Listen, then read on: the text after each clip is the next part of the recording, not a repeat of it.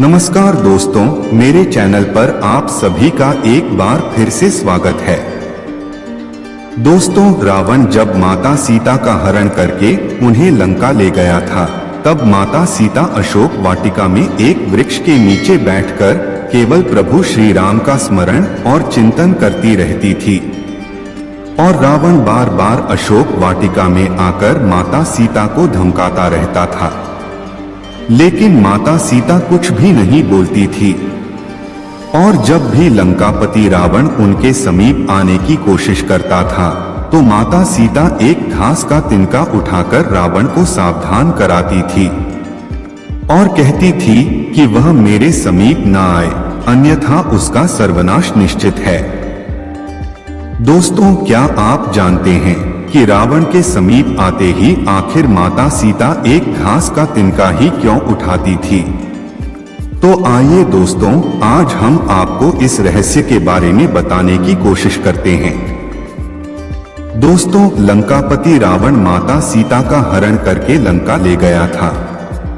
लंका पहुंचकर माता सीता रावण के राजभवन में न रहकर अशोक वाटिका में एक बरगद के वृक्ष के नीचे बैठी रहती थी। रावण अपने सैनिकों के साथ बार बार वहां आता था और अपनी शक्ति व गुणों का बखान कर माता सीता को प्रभावित करने की कोशिश करता था और असफल होने पर माता सीता को धमकाता था। लेकिन माता सीता मौन धारण किए चुपचाप बैठी रहती थी। एक बार रावण सीता जी को भ्रमित करने के लिए भगवान श्री राम का वेश धारण कर माता सीता के पास पहुंच गया। जैसे ही वह माता सीता के पास पहुंचा, उसका मन बदल गया और वो वापस अपने राजमहल में लौट आया। उसे वापस आया देखकर रावण की पटरानी मंदोदरी ने उससे सवाल पूछा, आप तो राम का वेश धारण करके गए थे, फिर भी आप सीता को प्रभावित क्यों नहीं कर सके? रावण ने जवाब दिया, मंदोदरी, जब मैं राम का वेश धारण कर सीता जी के पास गया तो सीता के प्रति मेरी भावना ही बदल गई। वह मुझे माता के रूप में नजर आने लगी। रावण ने अपनी हर कोशिश कर हर दांव चल दिया था, लेकिन वह माता सीता को किसी भी प्रकार प्रभावित नहीं कर सका। उसके मन में भी एक सवाल आता था कि आखिर मैं जब भी आता हूं तब सीता एक घास का तिनका क्यों उठा लेती हैं? वह बार बार कहता था, मेरे जैसा शक्तिशाली व्यक्ति को तुम घास के एक मामूली तिनके से क्यों डराती हो? वह भी इसका रहस्य जानना चाहता था, लेकिन इस घास के तिनके का रहस्य माता सीता के अलावा कोई नहीं जानता था। यह बात उन दिनों की थी जब माता सीता का विवाह भगवान श्री राम के साथ हुआ था। उसके बाद वह अपने माता पिता व जनकपुरी को छोड़ भगवान श्री राम के साथ अयोध्या चली आई।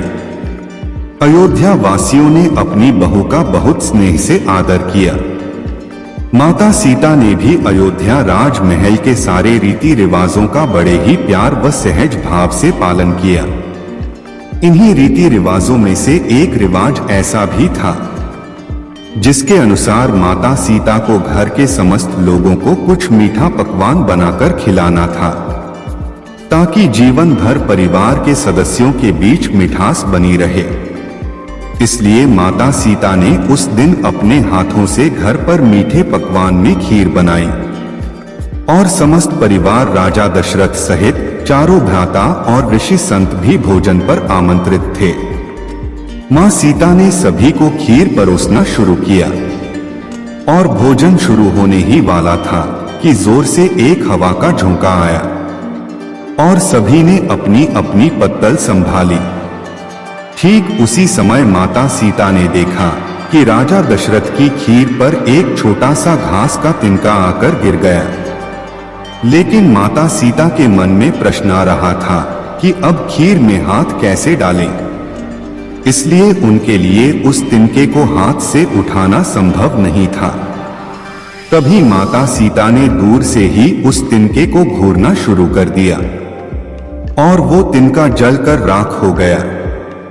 सीता जी ने सोचा कि मुझे इस काम को करते हुए किसी ने नहीं देखा होगा, लेकिन राजा दशरथ ने माता सीता के इस चमत्कार को देख लिया था।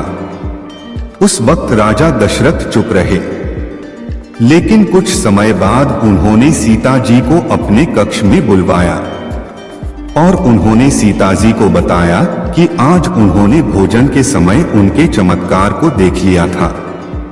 तब उन्होंने सीता जी से कहा, आप साक्षात जगत जननी स्वरूपा हैं, लेकिन आप मेरी एक बात हमेशा याद रखना। आपने जिस नजर से आज उस तिनके को देखा था, उस नजर से आप कभी भी अपने शत्रु को मत देखना।